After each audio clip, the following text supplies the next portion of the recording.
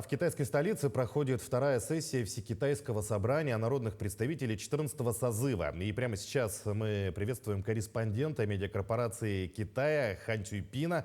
Коллега, добрый день. Что такое ВСНП? Узнать о сессии, ну и какие темы на ней обсуждают? Да, коллега, здравствуйте. В марте в Китае наступает политический сезон. Все китайские собрания народных представителей, высший законодательный орган, проводят ежегодную сессию в Пекине. Законы, поправки, крупные назначения в органы государственной власти – все это компетенция ВСНП. В нынешней сессии принимают участие почти 3000 депутатов, представляющих различные регионы и слои китайского общества. Они обсуждают ситуацию в стране, новые законопроекты и оптимизацию политики по дальнейшему проведению китайской модернизации. Вторая сессия ВСНП 14-го созыва проходит с 5 по 11 марта. На повестке дня 7 главных пунктов. Это рассмотрение доклада о работе правительства, отчет о работе постоянного комитета ВСНП, отчет о центральном и местном бюджетах. Стоит отметить, что в этом году большое внимание уделяют китайской экономике. Мне удалось пообщаться с некоторыми депутатами, и все выразили оптимизм по поводу экономических перспектив Китая, полагая, что экономика страны продолжит восстанавливаться в 2024 году и что экономические показатели будут лучше, чем в прошлом. В этом году особое внимание также уделяют развитию производительных сил нового качества.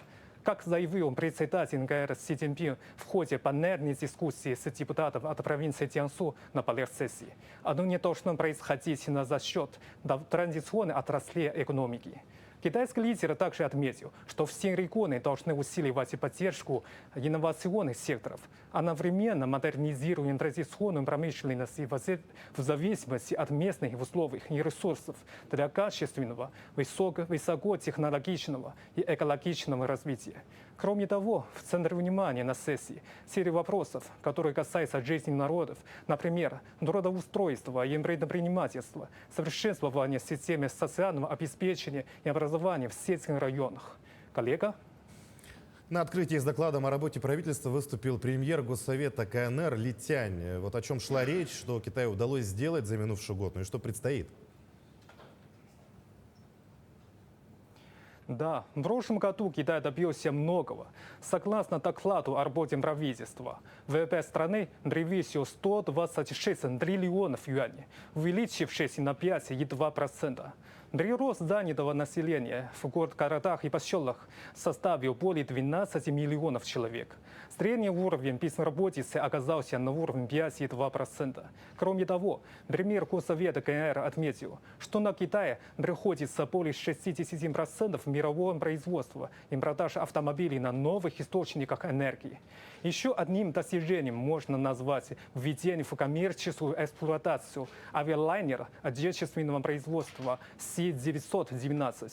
Нынешний год станет важным для реализации 14-го пятилетнего плана. К тому же в этом году отмечается 75-летие со дня образования Китайской Народной Республики. Поставленная задача по экономическому росту на этот год примерно 5%. Среди приоритетных направлений названы развитие современного производства, возрождение деревень, повышение уровня жизни народа, расширение внутреннего спроса, строительство экологической цивилизации, усиление открытости внешнему миру. Ли Тянь подчеркнул, что Китай выступает за равноправный и упорядоченный многополярный мир. Общедоступную и инклюзивную экономическую глобализацию. Мы продолжим следить за ходом событий. Коллега? Коллега, спасибо. Напомню, мы узнали о второй сессии Всекитайского собрания народных представителей 14-го созыва.